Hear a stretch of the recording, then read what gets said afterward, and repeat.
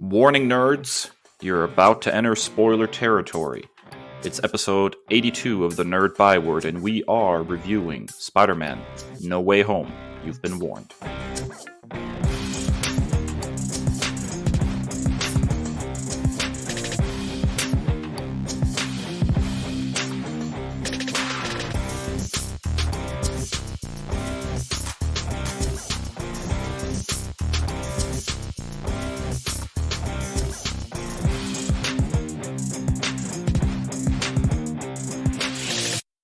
Ladies and gentlemen, nerds, welcome back to a new episode of the Nerd Byword podcast. I'm Dave, here with my buddy Kris, and today we are going to dig in to Spider-Man: No Way Home. The good, the bad, and the ugly. Was it awesome? Was it a disappointment? What did your favorite nerds think? And by favorite nerds, I mean, of course, myself and Kris. But before we do that, it's, as always, time for...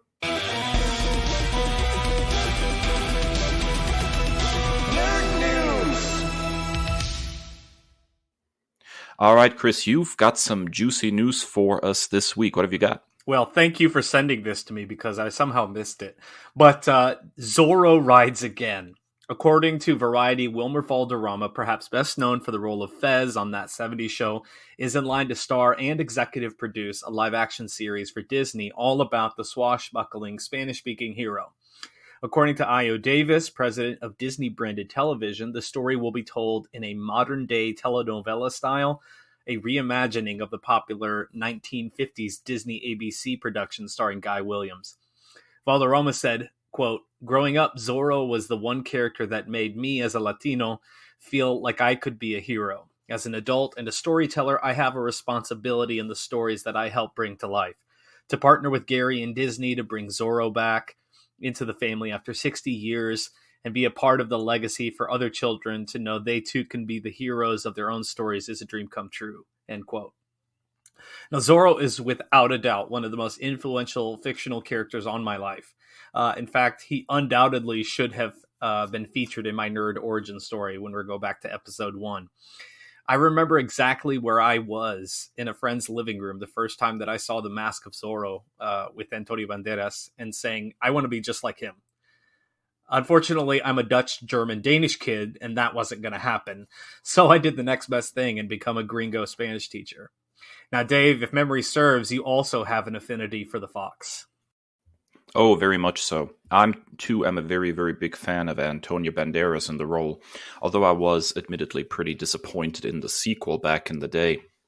But I think my love affair, ironically, with Zorro really began in the comic books, particularly those from Dynamite.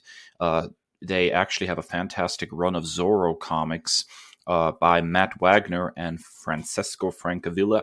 I've totally butchered that name, no doubt, because I am the widest cracker in the shelf. However, the story was fantastic. The art was absolutely gorgeous. It's one of those very, very good licensed books that Dynamite occasionally throws out there, kind of in the class, really, of its interpretation of the Lone Ranger for a little while. So, I'm a huge fan of Zorro, and I think we are in a time period right now where it's sort of ripe again to have a really good adaptation of Zorro in the media. It's been a long time since we've had a really good adaptation. I think really the last one that I can think of is probably the Antonio Banderas version. So it's been long enough. I mean, that was the late 90s? We're definitely at the point where we could do with a good Zorro interpretation. Now, I actually think that the casting here is incredibly smart, and I'm very, very excited to see how this one turns out. Yeah, I am as well.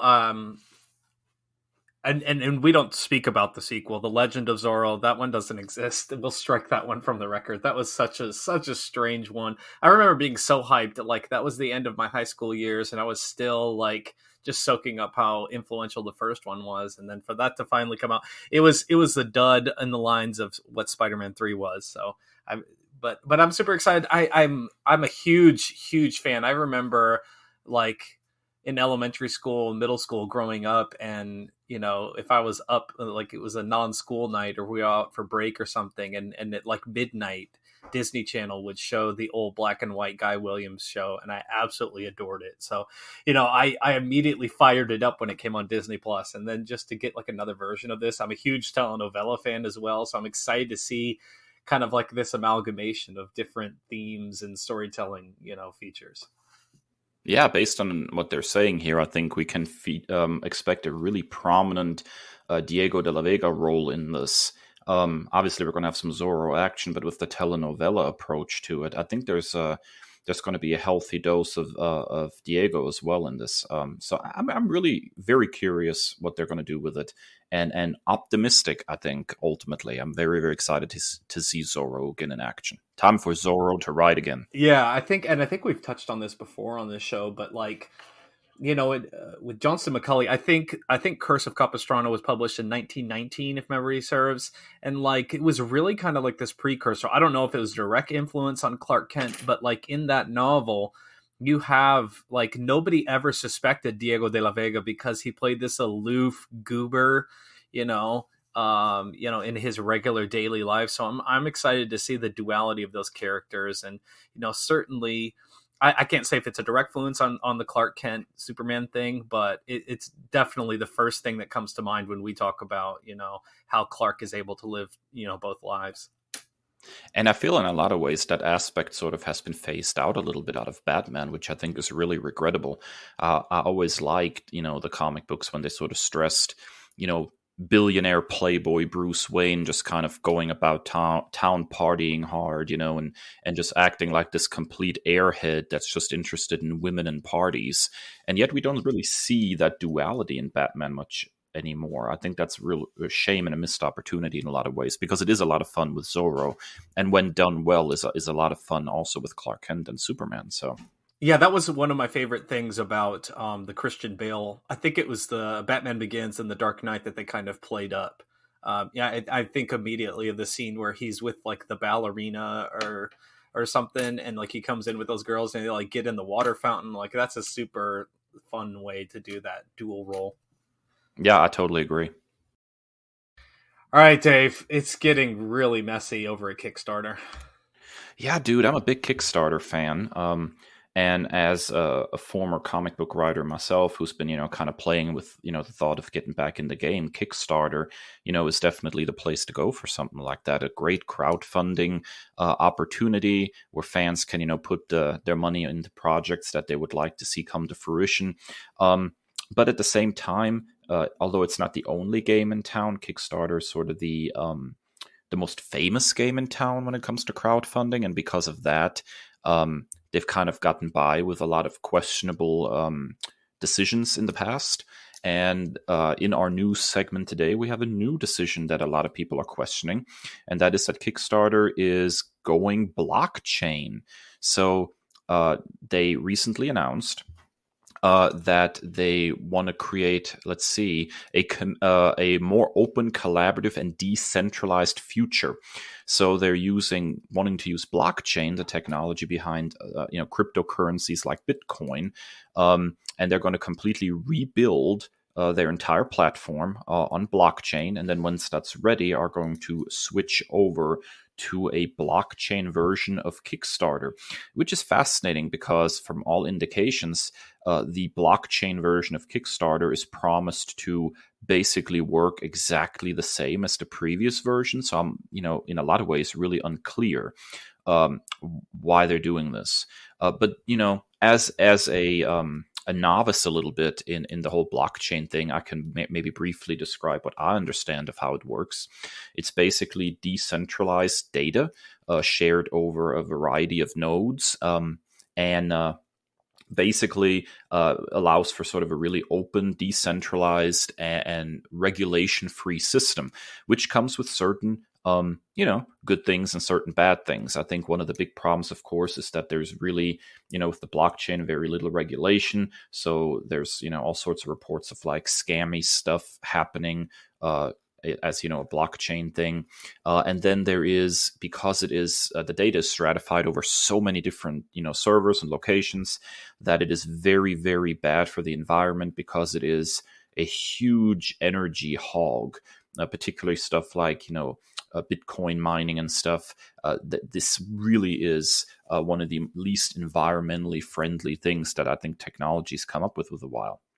Now, Kickstarter has announced that they are partnering with a blockchain company called Celo, which basically saying that their method of doing blockchain is supposed to use less energy compared to projects like Bitcoin and the like, and is more environmentally friendly. But that's kind of questionable as well, because they're doing sort of, carbon offsets and the like. So technically, they are still consuming a lot of energy. So the goal apparently from Kickstarter right now is that they want to have this up and running by the end of 2022. And as you and I are big fans of the indie scene and oftentimes talk to people who are kickstarting their projects, I think it's fair to say that the reaction of those creatives on social media has been mixed at best, and pretty negative at worst. There is a sense that a lot of people who are, trying to be environmentally friendly and the like, and maybe big comic book fans, are not going to back projects on Kickstarter now. A lot of creators are worried that their projects are not going to get funded anymore, that they'll have to, try to find alternatives. Although, many of the alternatives are not as successful as Kickstarter is. So, in short, this is a really messy situation for the indie comic scene, I think, Kris. Yeah, absolutely. And thanks. I want to say thanks to friend of the show, Steve, that we had on for the John Kent news. You can find him on Twitter at Howdy Duda, who really explained this to me. Like I put out a tweet that was like, there was like a Michael Scott, like, why don't you explain this to me like I'm 5? And then so he DM'd me and explained everything. And I was just like, this makes a lot of sense, because I just by using context clues, I was getting a lot of NFT vibes. And, like NFTs similarly are horrendous for the environment. And so there's a lot of folks that they're, like, as you said, very, very upset about this. I know, good friend of the show, Jared Lujan, was, talking about how upset he was on the day that this was announced. So yeah, it's just really unfortunate. And this, when you're really trying to cut your teeth in the indie game, Kickstarter is the one. Like, it's the McDonald's, it's the Walmart, it's the big brand that you want to advertise for. I mean, you have things like Indiegogo and other apps, but they don't have like the name recognition of Kickstarter. Like, there's just something about it that Kickstarter is the first one you think of when you think of, independent crowdfunding. And so this is really, really unfortunate and frustrating, at least from my perspective. I'm all about, like, this is the one planet that we have, and I think we should do our best to conserve that for what it is. And it seems like, for a couple of bucks, they're trying to, play a very dangerous game. And, it's just frustrating from my perspective, at the very least. It's interesting, too, because I looked at some Bloomberg reporting about this, and apparently, according to Bloomberg, Kickstarter never quite became like this massive success as far as like the amount of money they make, and that this move may be designed just to cash in on some buzzwords and try to get more investors on board and kind of pump up profits. Because functionality-wise, at least from what they have been describing, Kickstarter will not, function really any different. It seems like a lateral move rather than a forward move. Kind of trying to latch on the buzzwords like blockchain. So I'm fascinated by this whole move. I really am, and troubled in a lot of ways. All right, folks, that's it for Nerd News. After the break, strap in. Spoiler alert in full effect. We are discussing Spider-Man No Way Home. Stick around.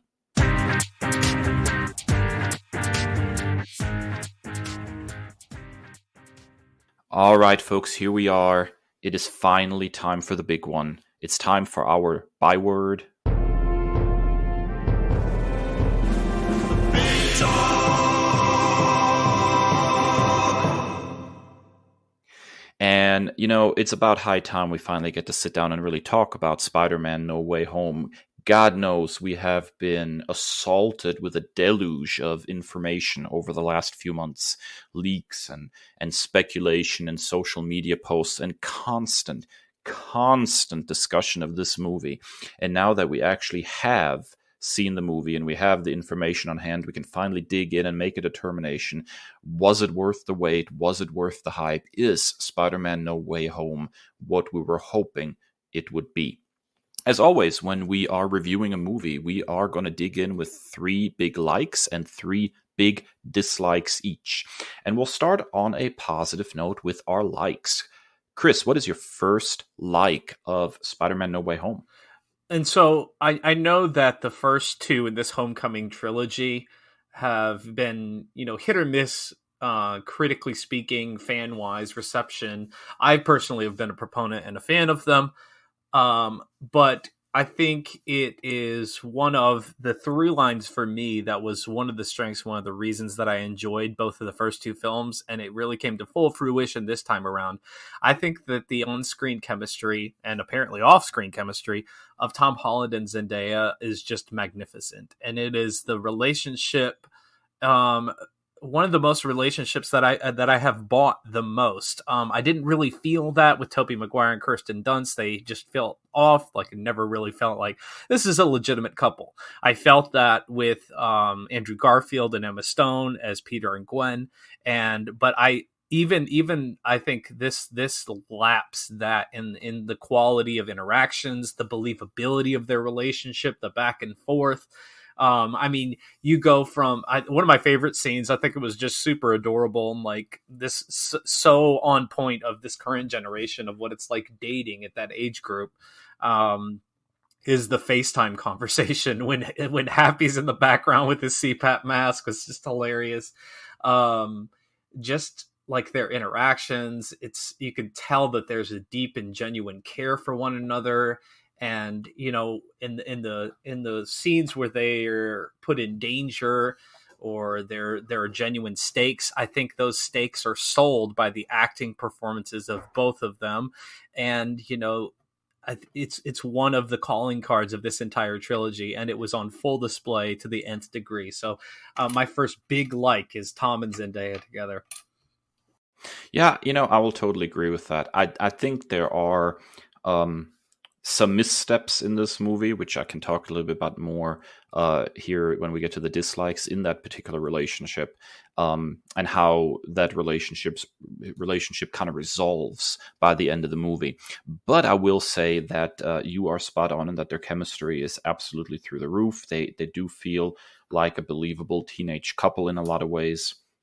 And their performances when they are sharing the screen are just very, very good. I really, and this had been obviously shown in the trailer as well, but I really like the rooftop scene between them as well when they're on top of the school. Yes, my Spider Lord. Yes, my Spider Lord. That's exactly right. There was really something there that kind of made the relationship part not be overshadowed by all the cameos and the action and all of those things that were taking place. All right, Dave, I'm very excited to talk about your first big like, because you're usually a behind the scenes. You edit all of our episodes, so getting that behind the curtain look is going to be really interesting to dive into. One of the big criticisms that I think was in some ways legitimate about the MCU Spider-Man movies up until this point was that they were filmed in a very I don't want to say bland, man, but kind of, standardized by the numbers kind of way. They didn't have sort of their own look or identity. Like if you put on a Sam Raimi Spider-Man movie, for example, you will know it was directed by Sam Raimi. Sam Raimi has a very, very distinct directing style. These quick cuts, extreme close-ups and reaction, it's very much something left over from Sam Raimi's time making, horror movies, which is why, the Dr. Octopus, the arms coming alive scene is so very good in Spider-Man 2, because he uses, that experience and that editing style and everything. So you see, Raimi very, very strongly. And then Mark Webb, you saw very strongly in the Amazing Spider-Man movies. He had sort of his own visual language. The swinging in particular in the Amazing Spider-Man movies was so kinetic and so like you felt the momentum and the movement, and even the use of like point of view shots going sort of first person as Spider-Man is swinging through the city was very, very distinct. And then you compare that to the MCU Spider-Man movies, and they don't feel, quite that. There's not that flavor in the directing style that makes it distinct. It feels very much like something that you would see like in a standard like big screen comedy or something, just the way things are staged and stuff. But here in No Way Home, I think we've seen, Watts really step up his directing game. There are some very, very cool shots in this movie and some very, very interesting choices. And I really, really enjoyed that. I love in the opening of the movie these extreme close-ups on MJ as her and Spider-Man are swinging through the city trying to get away from people. Oh, it's so good. Yeah, she's covering his face. I love that so much. Yeah, and there's a little bit of that kinetic energy that we got from the Amazing Spider-Man movies always. It's just you really felt like you were there in the moment. And then there's that really, really great like single take shot when they arrive back at Peter's place, and Aunt May and Happy walk in on them, and then how they like come out of the room and they go into the living room and they're starting to close up all the blinds and the curtains and stuff. That is like all made as a like singular shot, and it looks really good. Usually when we see like single shot things like that, which a lot of directors have been playing with for a while. Famously, of course, there's the Daredevil hallway scene from season 1. It's usually sort of action oriented, but here you had, something that was a little more down to earth, not action, but at the same time, that singular shot, really communicated the urgency of the moment. And the whole movie's like littered with little things like that just make the movie feel much more distinct. Almost like it was directed by somebody different in a lot of ways. So, huge kudos to Watts for really stepping up the directing game. There's so many interesting things happening on the screen this time compared to the first two. I really, really enjoyed that. Now, I'll say this: if he brings this energy, I'm super excited for what he's going to do with the Fantastic Four. And the grandiose scheme. A lot of people were understandably anxious about, is he going to be able to handle a film that has such big stakes and such big hype? Because you know what, to a certain degree, to a certain extent I agree with what you're saying. Is I think he really leaned a bit too hard, particularly in Homecoming, into the John Hughes 80s Molly Ringwald, whatever those films. I don't watch those films, but like I still got those vibes of Breakfast Club, and it's undeniable. And I think he leaned a little bit too hard into it, and so it seemed kind of like a carbon copy of someone else's directorial style, and it didn't really feel like it was his authentic voice. And maybe that's just his style, but like it really didn't stand out as for something. Now, I will say that one of the pros, I think, of going the style that he did in the first two films is you get these great character moments and these character building things. But as far as like standing out as something unique, like you were referencing, I think that's where it falls short. But yeah, I was very, very impressed by how he really brought it this time around, and super excited to see if he does the same thing for the Fantastic Four. Yeah, so now I just want to take like a whole bunch of John Hughes movies, and I just want to make them like change the titles to make them fit like Spider-Man. I wonder what we can come up with there.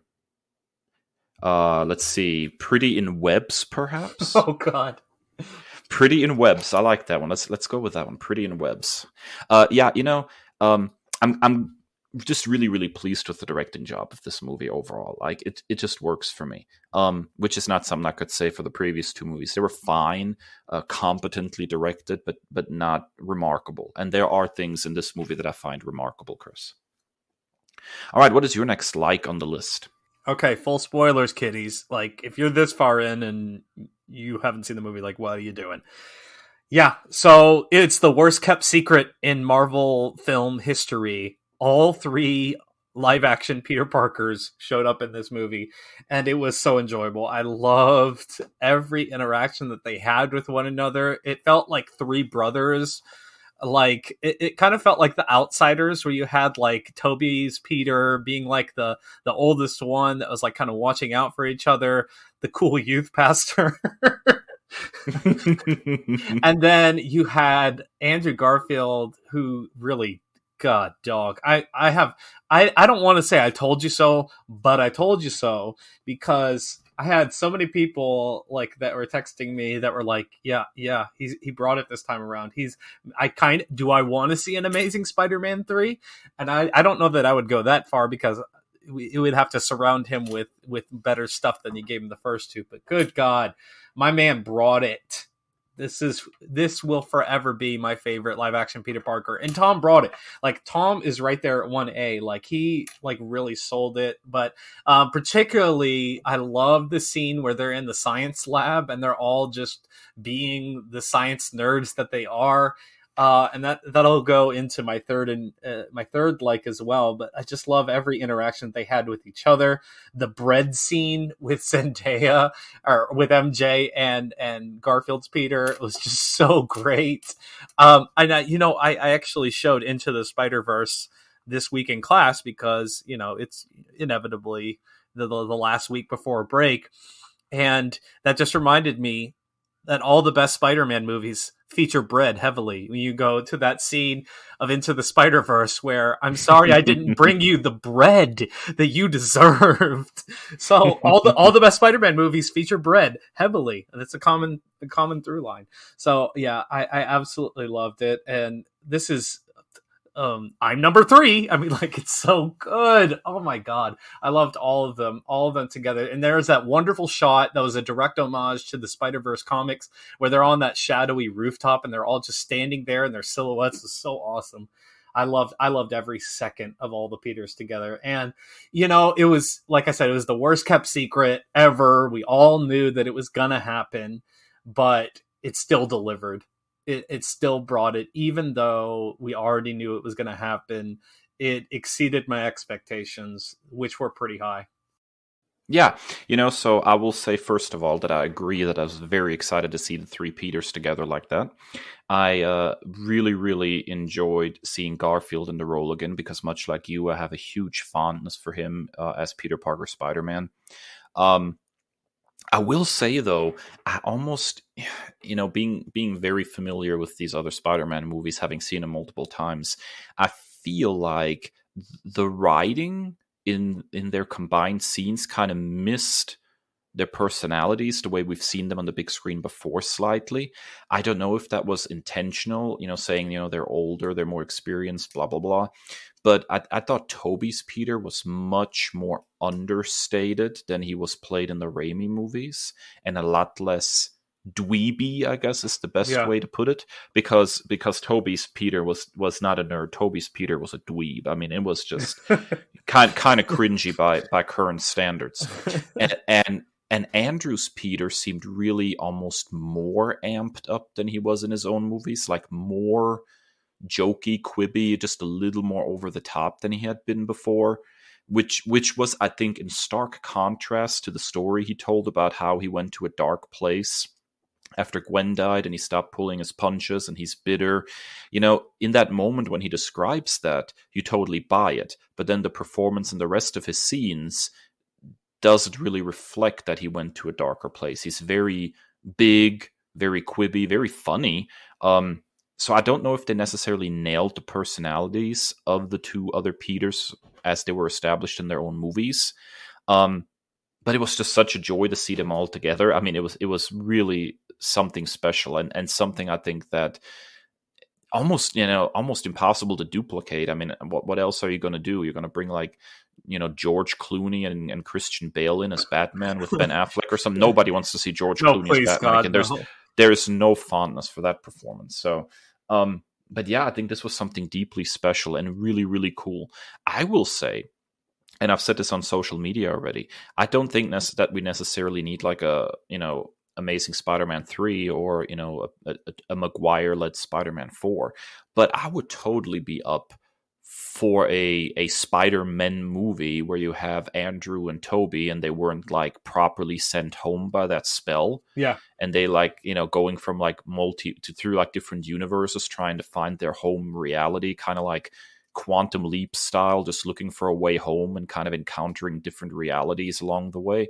I think a movie like that would be something special, and I think Sony would be remiss if they didn't in some way try to cash in with a project on the fact that there's huge fondness right now for both Toby and Andrew Spider-Man.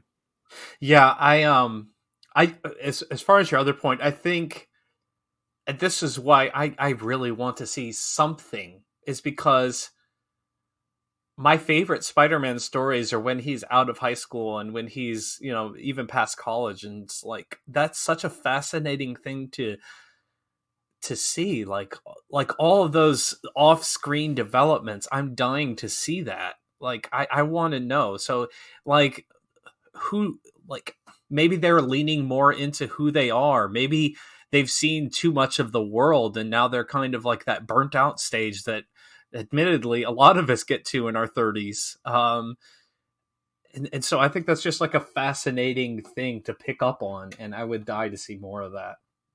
I could totally see Maguire Spider-Man being like the science teacher Spider-Man. That's the JMS. Yes. I could totally see him in that kind of situation as like the teacher trying to mentor young kids. And yeah, I think that would be absolutely incredible. I would love to see some kind of project with Andrew and Toby coming out of this. I will say that, Peter Parker is famously, one of the most relatable characters in all of comics for a lot of people. But I've never related to Peter Parker more when they had that scene about their lower back pain. My God.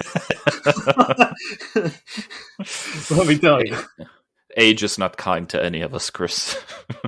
All right, Dave, I think your next like was far and away the star of the show. God, man, is there any scenery left? Because I think Willem Dafoe absolutely chewed all of it up.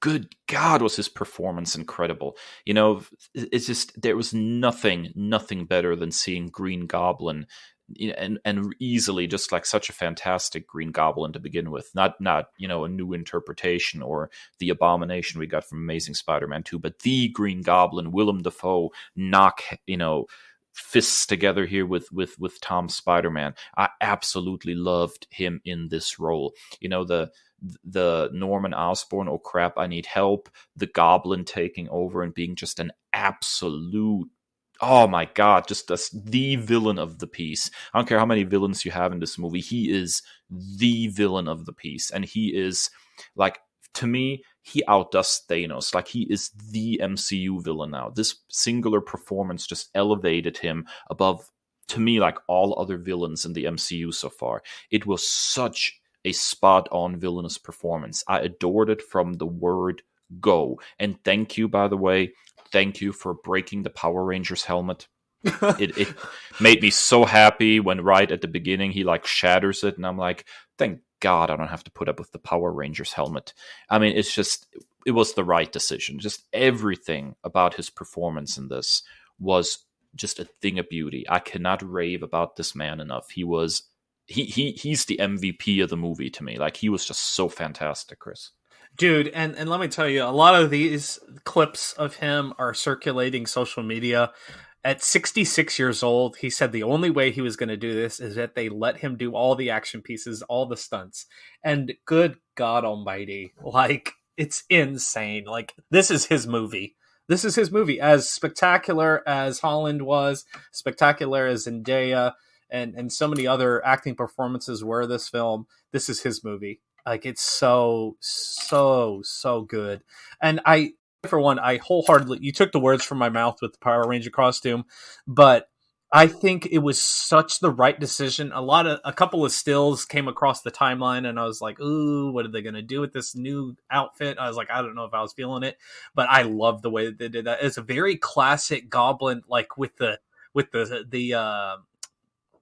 satchel and like the cowl, like the hood thing. Like, I absolutely loved it. And the best part of it was Willem Dafoe's face acting is a singular thing that I've never seen before in film. I have never seen someone act with their facial expressions on the level of Willem Dafoe. And his face, his cheeks, his smile is the Green Goblin. Like, that's it. It sells everything about it. And just that grin scares the shit out of me. I have to say, I wish now, really, in retrospect, that Raimi would have not put a helmet on him, because it was just not needed. And as you said, he's a great facial actor, and putting him behind an unmoving mask like that was just not a good decision for that movie. And now we see why. But yeah, I mean, what a great performance, and just such a standout villain in a movie full of villains. He was the man. All right, Kris, you have another big like for us before we get into the dislikes? I love that this film, even if they did it 3 times over, they just let Peter be Peter. And the shadow of Tony Stark is finally gone. I wish Happy would have been gone as well. That's one thing that's always troubled me about this trilogy, that the whole romance with Aunt May is so gross and weird and just offbeat. But they let Peter be Peter. And particularly, I already referenced this, the scene where they're just being science nerds. I absolutely just love that. They just let his genius flow. The moral compass of Peter is on full display. That's one of the things I relate to in the character so much, is just like, even at great personal cost, you have to do the right thing, no matter how much it's going to damage you, your psyche, your physical health. You have to go above and beyond and do the right thing. I mean, and who else would risk his life and the lives of his loved ones, and just to rehabilitate these villains and give them a fair shake and do the right thing by them. And so I felt like this, maybe more than any other Spider-Man, for I might have to do a deep dive. Any other live action Spider-Man film just nailed the character of Peter Parker 3 times over, as you mentioned. Yes, right. Absolutely. Yeah, I wholeheartedly agree. Every Peter felt like Peter Parker. Like, even though there were variations on the same theme, they were all harmonizing in that theme. You know, it was really a spot on portrayal of who Peter is. You know what it reminded me of? The Jason Aaron Thor run, where it's the Thor from 3 different ages. That's exactly what it reminded me of. Yes, and it's all Thor. It all nails the character, right? It's all just different variations on the theme. Yeah, so I really have nothing much to add to that, Kris. I totally agree. And I was very, very pleased that we got a little bit away from the whole, Tony Stark, everything. I mean, there was still a little bit of it with the Fabricator and stuff. And as you mentioned, Happy's presence. But this was the most independent that I think we've seen Tom's Peter Parker, and I was very pleased with it. I think it worked. It worked tremendously. All right, so Dave, I'm not usually a one for fan theories. Like, I just don't operate that way. But I had one big fan theory, and it came true in this film, and I was just blown away that it did. And it's your final like. I think we would be remiss if we didn't talk about Aunt May a little bit. I think the MCU version of Aunt May, in a lot of ways, had become sort of a kind of a running joke. Oh, look, Aunt May is hot. And there wasn't a whole lot to her character, I think, in the first couple of movies. But they completely came full circle with that. And this also, I think, this movie kind of addressed a criticism that I have had in the past of this particular franchise, and that is that it never, once even offhandedly mentioned Uncle Ben. Well, it turns out that with this movie, they fixed that and fixed the Aunt May situation by basically making Aunt May Uncle Ben. She's the one who delivers the "with great power there must also come great responsibility" line. She's the one whose life is taken, and that teaches Peter an important lesson. But to me, at least, this was actually superior in many ways to the traditional Uncle Ben story. Because if you look at the traditional Uncle Ben story, the way we keep seeing it reenacted over and over again, as if, Uncle Ben is Bruce Wayne's parents, is that it's sort of just a random mugging, and, Peter could have stopped it, but he didn't. But it's just, Ben in the story is not an active participant in what happens to him. Instead, it's something that happens to him. Aunt May here is much more active. She's the one who actively persuades Peter to do the right thing. And when it goes sideways, she stands by that decision. And thereby, she actually teaches Peter a lesson through her actions by being an example to him, rather than his own inaction teaching him a lesson. And I think that is a much more interesting way to go. Aunt May is here the ultimate role model for Peter. I wanted you to do what is right. I did what was right, and I paid the ultimate price, and I do not regret it because I did what was right. I think that is so superior to the traditional Uncle Ben story. And it's just the performance of Marissa Tomei here, the writing of the character in this movie is so far superior to anything we've gotten for Aunt May in the previous two movies, and really is almost a redemption tour for the character for me, and really has made this, to me at least, the superior Aunt May when it comes to portrayals on the big screen. I'm absolutely delighted with the direction they took here, even though it's heartbreaking for Peter to lose his Aunt May. I think this was, for this franchise, the right decision, and the way it was executed was pitch perfect. Yeah, so like my fan theory was there is no Uncle Ben, and there doesn't need to be an Uncle Ben in this film franchise, because I think, based on what we've seen, that she's a single mom who has, taken up her role as his legal guardian, as his mother, and then that's enough. And shout out to single moms. And this was my hope, that she is all that he needs. She is enough. She is the moral compass for him. She provides him with these lessons in morality. And I think you posted this on social media, the Civil War quote of, when you have the ability to do the things and all that, where it was like, oh my God, just say the line. You had speculated, where does that come from? And just my gut reaction is, that's like, she was laying the groundwork for the with great power line, and then this was just the full-fledged uttering of the phrase. And so, like, I think that just by his raising him to be an upstanding young man and be this upstanding character for morality and doing the right thing, I think that was already present in him, and then it was just underlined here. So that's just my thought. But yeah, I absolutely loved it, and we didn't need. I like that in so many aspects. The one thing that I like about this universe, this iteration of Peter Parker, is it takes some of those core aspects and does like a reimagining of them. So you have this with Aunt May. You have this, I think, Flash Thompson. This is far and away the best Flash Thompson we've gotten on screen. Like, it's so fun. I love, Tony Revolori has caught a lot of crap from a bunch of ignorant idiots, but I think this is such a funny upgrade, retelling of what a bully is in today's age. I mean, like, we see kids like Flash Thompson every day. Like, that's how they act. That's the quote unquote bully, is this privileged little brat that demeans other people to make themselves feel better, So, I was really, really happy, with the way that played out, except for one big thing that I'll talk about in my first dislike. But yeah, here's to Aunt May. So let's go ahead and dig in for our dislikes. What have you got, Chris?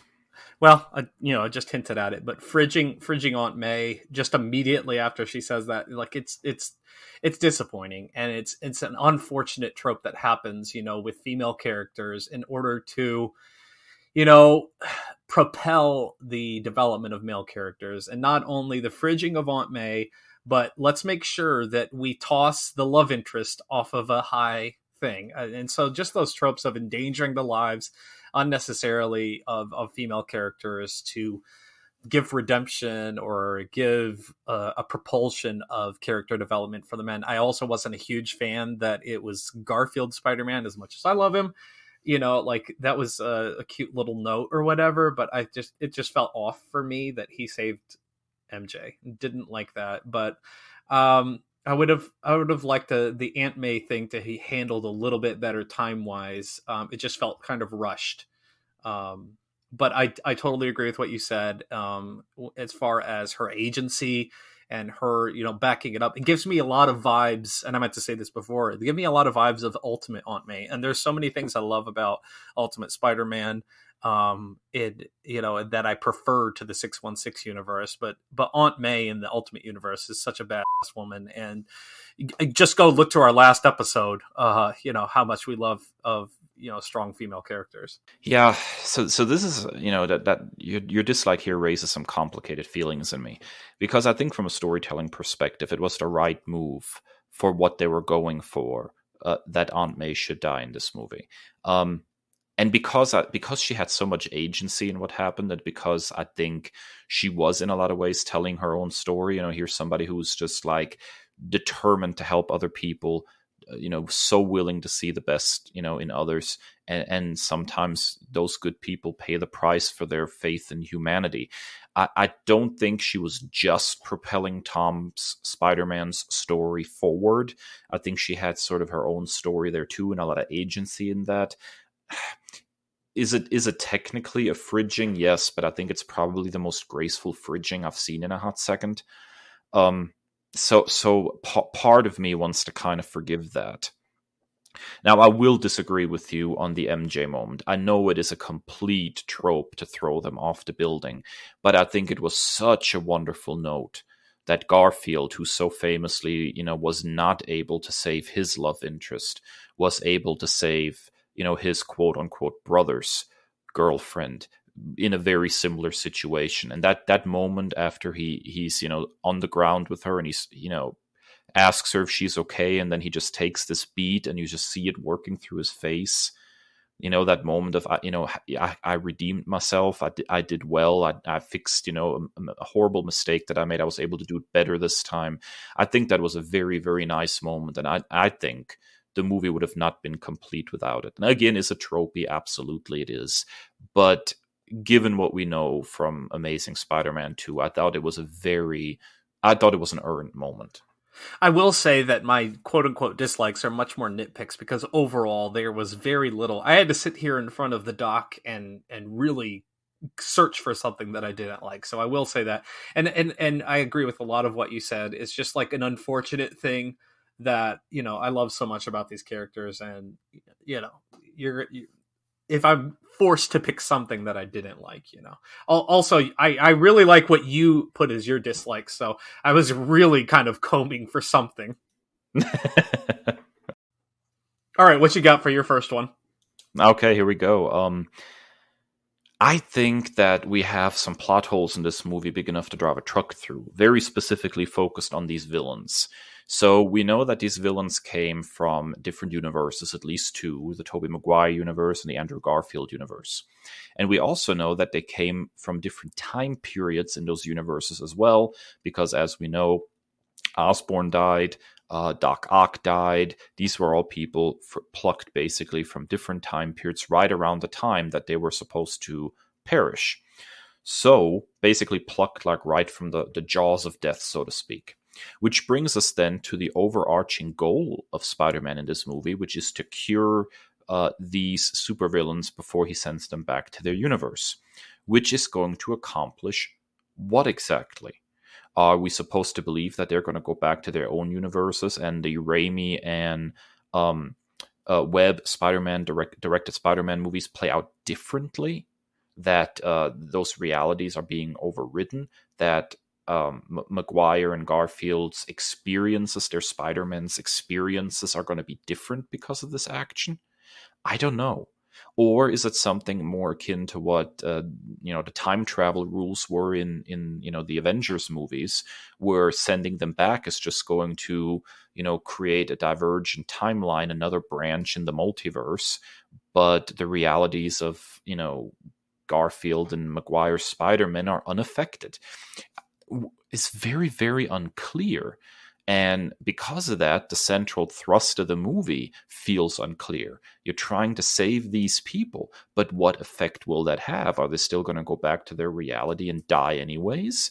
or is this going to be a new reality that is shaped because of that? And it's so never clearly spelled out, which could have been done very easily with a line from Doctor Strange. Even if you change them and send them back, this and this will happen. Just a throwaway line would have clarified a lot of that. But instead, we're left with, well, did this accomplish anything? Did these villains go on to have a normal life, or did they just go back and die? And I think that is a problem when the central goal of the hero, you're not sure what the effects of that central goal are. I think as fun as the ride is, that is a problem in your storytelling. Yeah, I looked at this dislike and I just imagined like Doctor Strange shrugging his shoulders and saying, "Because magic." Like there's a lot of stuff that's left to be desired plot wise, with the whole introduction of magic and the spell, and it just doesn't really make a whole lot of sense. Like we're really unclear as to like what exactly is going to happen as a result of this. So that was a little bit muddled, and it's just one of those things that you're expected to just kind of like just say okay and buckle up. Yeah, I'm not very good at just saying okay and buckling up. So all right, Chris, what's your next dislike? Okay, again, this is a nitpick, but Ned's wig was terrible. It's so distracting. It's so distracting. Bad. And if you've seen any of like the press junket interviews and stuff, that Jacob Batalon is bald, and just let him be bald. Why does he need this very terrible Dwight Schrute wig that is parted down the middle? It just looks awful, and it really just kind of hampers any scene that Ned is in. Because like what is that shrew on top of your head? It is so awful. Yeah, I can only echo that. It was a very unfortunate choice of wig, and just can't you just do a throwaway that he shaved his head so maybe people don't recognize him or something? Yes, perfect. That's perfect. It doesn't need a lot of explanation now, does it? It does not rise to the level of Jesse Eisenberg's Lex Luthor, but it's pretty bad. Oh, that monstrosity shall not be named ever again. All right, Dave. This was probably the biggest nitpick that I had that you got for your next dislike. Yeah, so for obvious reasons, we get these totally awesome returns of villains. We got Green Goblin, no problem. We got Doc Ock, no problem. We got Electro, no problem. But then you have the problem of Sandman and the Lizard. And I think the problem really was the most pronounced with Sandman. And that is that obviously those actors didn't really return to the role. They just did voiceover work. And so, with the Lizard, that kind of worked because, he turned himself into a lizard and he didn't want to be human again and blah, blah, blah. All fine. But with Sandman, it was so very glaring that he stays in a sand form throughout the movie until the very end when he's cured. And from Spider-Man 3, we know that that's not the case. That's not how he operates. He becomes fully human. And then when he's cured, the shot that they have of him turning back into human form is directly lifted from Spider-Man 3, and so clearly directly lifted from Spider-Man 3 that it sticks out like a sore thumb. Like, it's very, very obvious if you've seen Spider-Man 3 that this is reused footage. And, I know that there were reasons for that, no doubt. It was difficult to, achieve that specific look again. It's been, many, many years, blah, blah, blah, yada, yada, yada. I just wish there would have been a better option for that, because in the case of Sandman in particular, it was very, very glaring that there was something going on there that they were trying to cover up, basically, by leaving him in sand form the whole time. And it was distracting in the movie, Chris. I also would like to add, this just reminded me of it. His motivation as a character made absolutely no freaking sense. Sandman famously is on, the side of the heroes and the villains back and forth throughout his history in comics. So, what we saw of him in Spider-Man 3, if I remember correctly, he kind of came back to the side of the angels. And so he starts off as not adversarial in this movie, but then he joins the big fight because he just doesn't care. Like, it makes no sense. Yeah, there were some unfortunate moments there about Sandman, I think. All right, Chris, your final dislike. Um, the Venom mid-credit scene made no sense. Like, okay, so the spell was, these are people who know that Peter Parker is Spider-Man, and it just felt like a Sony thing to shoehorn in um, Tom Hardy's Eddie Brock. And the first movie was dumb fun. The second movie was unwatchable. I can't even, just so bad.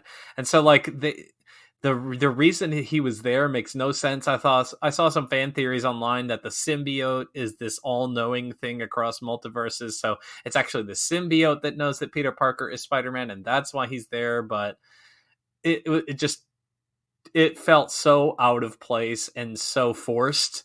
I am intrigued to see that the symbiote was left over in our universe.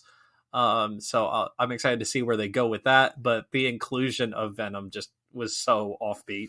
I'm so glad that it was, restricted to a mid-credit scene and not, actually actively, integrated into the movie, because, man, I have very, very little patience for that whole Sony Venom franchise.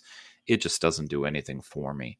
But now that you mention it, Venom wasn't the only person that popped up here that really had no business being there based on the spell, because I don't remember Electro ever finding out before he died that Peter Parker was Spider-Man either. So why was he there? I didn't even think about that. I try not to think about Amazing Spider-Man 2 as much as possible, except for the opening swinging scenes. You're exactly right. But yeah, I think there's some logical holes in that equation, the way that whole spell was structured. But it's magic, Chris. There we go, the magic again. All right. I'm really interested to talk about your final dislike, Dave. So overall, I really liked the end of the movie. I really liked, Peter being sort of this non-entity to everybody. The Avengers don't remember him. Nobody remembers him. He gets to, go completely anonymous. He moves into this crappy little apartment. He makes sort of this homemade Spider-Man suit on a sewing machine. All of that stuff is like the perfect setup. Which looks freaking gorgeous. You're not kidding. Somebody give that boy a sewing machine a little more often. But yeah, the whole setup of where we leave Peter is perfect and makes me so excited for a potential Spider-Man 4. Now, you and I both know that part of the reason that they left him like that is because Disney and Sony weren't sure if they were going to be able to play nice. And so Sony could make a Spider-Man movie with Tom Holland, conceivably, without ever referencing MCU or anything, because he's basically been, wiped from everybody's mind. So I think that's sort of the thinking behind that setup. But it seems, at least so far, that Sony and Marvel are still playing nice. So if we do, in fact, get Spider-Man 4 fronted by Tom Holland, I think it's a great, great, great, great place to leave the character. Except, here's a trope I really can't stand, and this goes back to what I was saying earlier about the relationship between MJ and Peter. There's that moment after he first tries to do the whole spell thing and it goes wrong, and he tells MJ and Ned about it, and MJ basically says, next time, why don't you come to me and we talk about it and we brainstorm stuff and we figure something out together. And he says, yeah, sure, deal.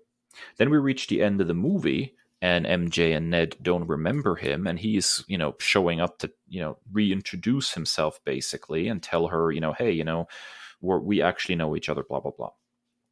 And then he decides not to. And number one, I hate the trope of I have to stay away to protect you. It's one of the most tired tropes in superhero storytelling. But the reason I really hate that moment is because it so blatantly goes against what he promised MJ earlier in the movie, which was basically, I'm not going to make the decision for you. We will make the decision together. And he had promised her that he was going to find her and try to make her remember. And then he makes the executive decision, no, she's better off without me, and walks off. And I think in all the movie, the relationship works until Peter makes this incredibly sexist and chauvinistic move at the end of basically deciding that he knows best. He knows what's best for MJ. He takes her agency away. After taking her memories already, he takes her agency away and doesn't let her make the decision for herself. And I think that that is a betrayal to the entire relationship that has been portrayed in this trilogy so far. And again, I know what they were doing. They were trying to set the stage for a, Zendaya-less sequel that is only, fronted by Sony, whatever. But it's still within the reality of the storytelling here, just a really bad move. Yeah, it's it took some serious, to like take something like One More Day, and like they actually did it pretty well, except for this aspect, I'd say. But yeah, it's really unfortunate, especially when you explicitly have that thing and then just kind of throw it away. And so like I would like to think that they'll go and continue on in a subsequent film and build that relationship back up, but just that lack of agency on her part, and just his, whatever you want to call it, and making that decision when that's a betrayal. For there's no other way to put it. That's a betrayal of her trust, and it's a broken promise, and that's an extremely frustrating thing. I totally agree. But everything other than that in the ending was absolutely spot on. I don't know why he could have not just decided not to tell her about their past relationship, but instead just like invite her to a cup of coffee and, end things on a hopeful note that, he's still trying to introduce himself back into her life, and let her make the decision ultimately after getting to know him, whether, she wants him to be part of, their life together, or whatever. But the way it was left was unfortunate to me, Chris. Yeah, for sure. All right. So final verdict, Chris.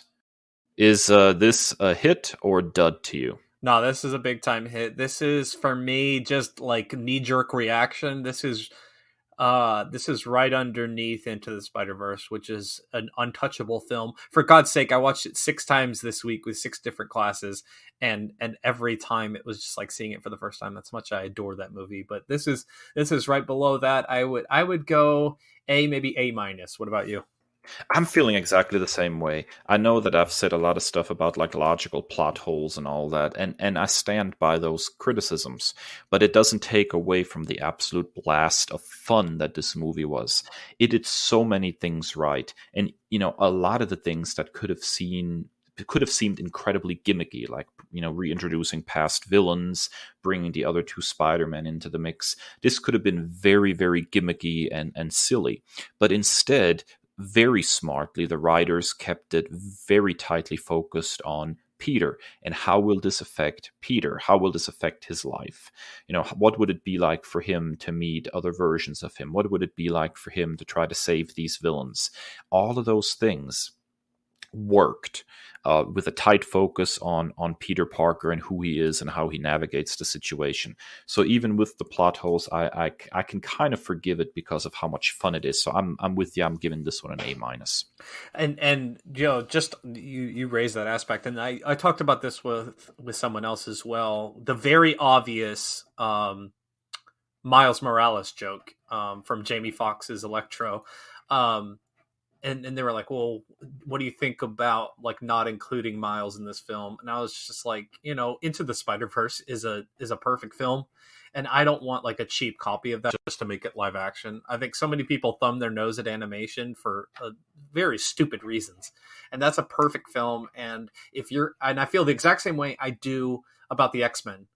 I don't need it right now. Please don't rush into this. And I want you to take your time, tell the correct story that has meaning, that has truth, that has authenticity, and don't just rush into it and chase the popularity of the character. I want Miles to have his full story. I want, Gwen Stacy, Spider-Gwen, Spider-Woman to have her full story.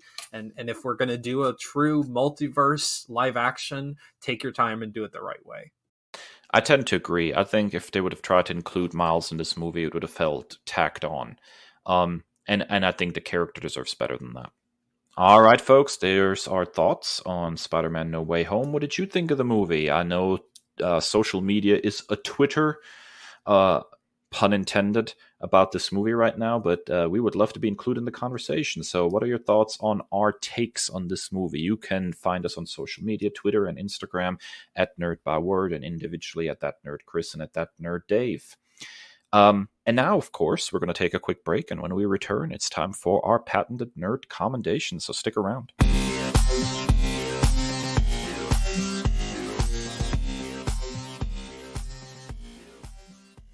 And we're back, and it's time for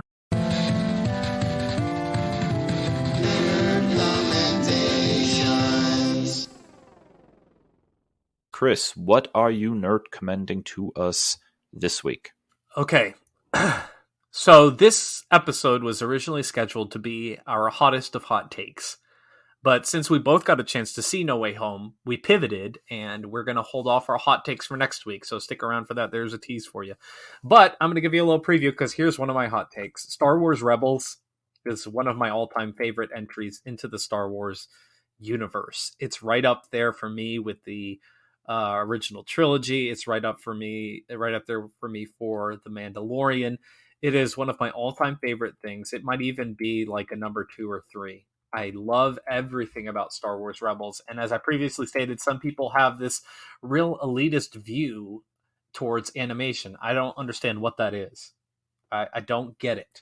I think back to the director of Parasite, who was talking about when you get past the 1-inch barrier of subtitles, you're really going to open yourself up to, like, and I'm paraphrasing, but like this wonderful world that you've never experienced, because you're like, oh, it's a foreign language film, blah, blah, blah, blah.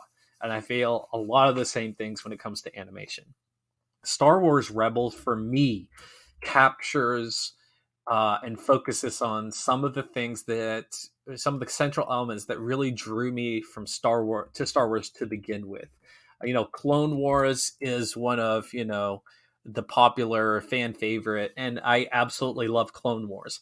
But if I'm comparing the two, Clone Wars does a lot of the diplomatic things that kind of take me out of the series. A little bit boring to me, going to random planets and doing this emissary type missions, these droid focus missions that are not enticing to me. And I think Star Wars Rebels is a heck of a lot of fun. I mean, it's centered around that same time period as the original trilogy. So you have like that rebel spirit of, we're fighting the big bad empire. And it introduces, I think what it does best is it does some of the best character work in all of Star Wars. I mean, this cast is just perfect. Ezra Bridger as this like young up and coming like little punk kid who learns a lot of lessons. One of my all-time favorite characters, Captain Harrison Dula, almost made it on my no she did make it. She was my pilot. Yeah. So she was on my roster of our mission to space. I love Twi'leks. There's something about the design of Twi'leks that is just fascinating and awesome to me. She has this complicated, relationship with her father, the Ryloth Freedom Fighter, Cham Syndulla.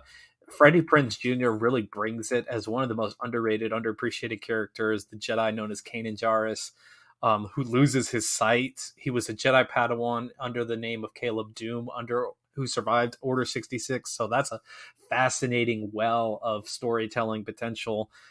Sabine Wren, and you have the Mandalorian ties. Zeb is a super cool Lasat hero, honor guard member, and then Dave Filoni himself as the only droid that I can fool with, Chopper, the only droid that I can even tolerate. Chopper has his own personality.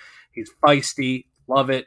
And then the best thing about Star Wars Rebels is my girl Ahsoka Tano as a grown-up, and just her the storytelling that takes place, Duel of the Apprentice, in the second season, the season finale of her encountering and engaging Anakin Skywalker, now known as Darth Vader, is some of the best Star Wars. Their duel is some of the best Star Wars content ever.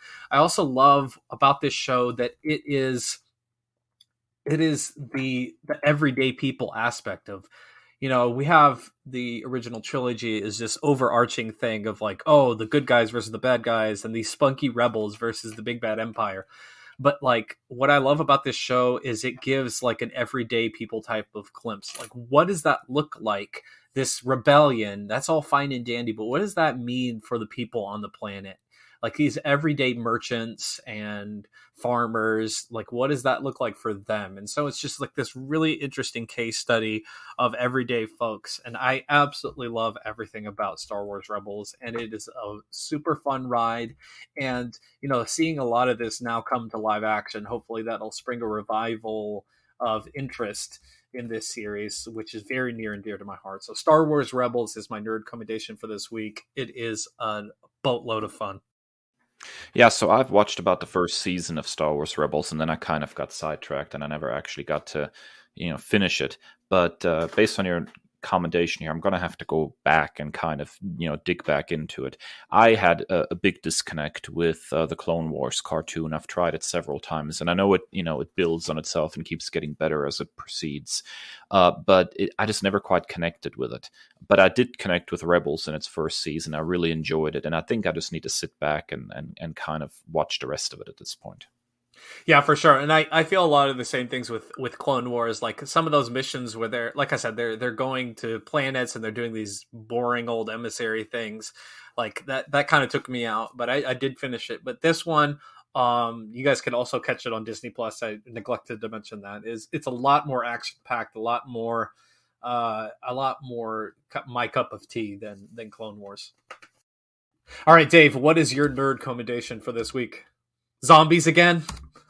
Dude, I'm going to tell you, I love horror. I think we've established this big time already. But there is sort of a subgenre of horror that I have a great appreciation for, and that's movies that can take, the tropes of the genre and poke a little fun of it in a fun way. And so my nerd commendation is going to be a little off the wall this time. It's called The Scout's Guide to the Zombie Apocalypse. It's a 2015 movie. It is a zombie movie, but it is a comedy predominantly. It was directed by Christopher Landon, and it stars Ty Sheridan. And in the movie, you have three sophomore teenage Boy Scouts that get embroiled in a zombie apocalypse, and together with a cocktail waitress from a strip club, try to survive the zombie apocalypse. And what I love about this movie is that it speaks to the incredibly immature humor that has stuck with me for most of my life.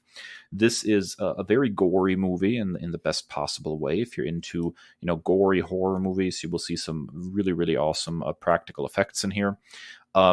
But the humor is just so wonderfully gross out.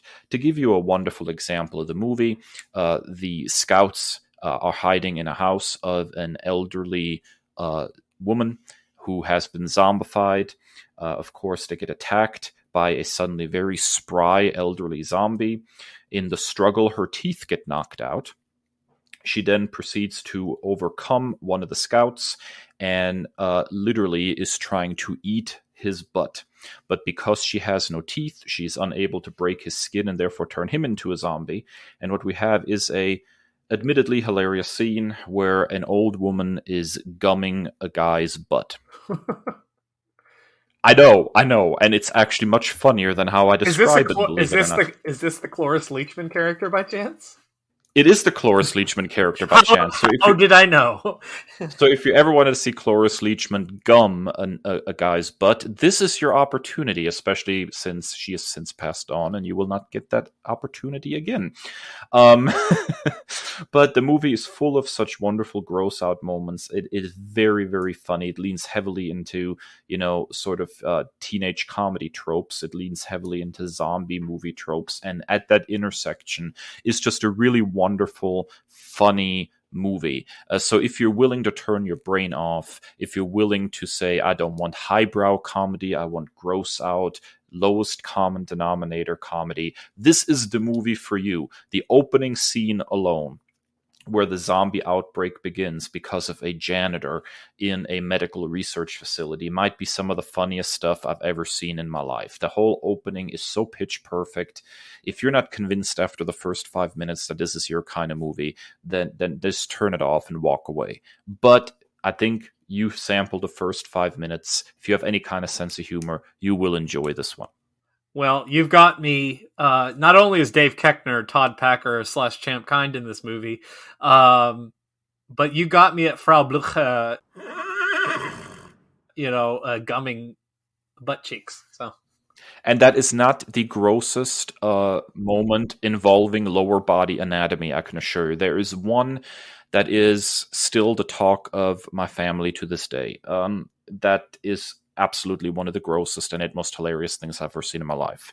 I don't feel comfortable discussing it on air here, but maybe off the air we can talk a little bit about it. Dave, can we add in post every time that I say Frau Blucher? You know what to add in. Let me see if I can find a Winnie. Alrighty, folks. Well, that's it for another episode of the Nerd Byword podcast. If you enjoyed what you heard today, please give us a like, subscribe to our podcast, drop us a rating and review on your favorite podcasting platform. You can find us pretty much everywhere podcasts can be found: Apple Podcasts, Spotify, TuneIn Radio, Amazon Music, and so on and so forth, including, of course, our very own spiffy website, nerdbyword.com. And if you want to chat with us about No Way Home spoilers, or just about anything nerd-centric, be sure to hit us up on social media at Nerd Byword on Twitter and Instagram, or individually That Nerd Dave and That Nerd Chris. And as always, stay well and stay nerdy. The Nerd Byword is written and produced by Kris and Dave, two nerds with a love of all things pop culture. The podcast features music by Al Jimenez, with additional drops composed by Joe Biondi. Our show art is by Ashery Design. Find us at nerdbyword.com and wherever podcasts are available.